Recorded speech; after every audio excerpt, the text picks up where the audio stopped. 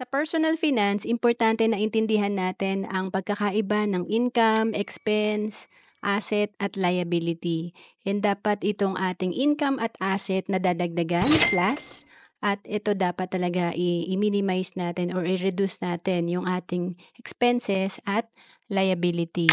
So, importante may naiipon tayo kasi itong naiipon natin, halimbawa 5,000 per month, kung nalalagay natin yan sa asset, nai-invest natin, lalago talaga ang ating income.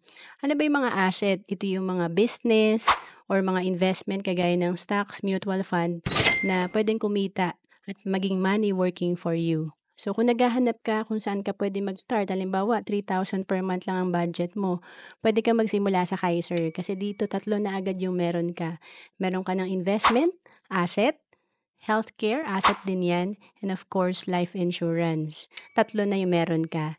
And for as low as 88 pesos per day, pwede ka na magsimula kung 10 to 40 years old ka. Kung 41 to 60 naman, pwede ka pa rin sa 4,000 per month. To know more about Kaiser, message mo lang ako sa FB. Ro Ancelis Capistrano.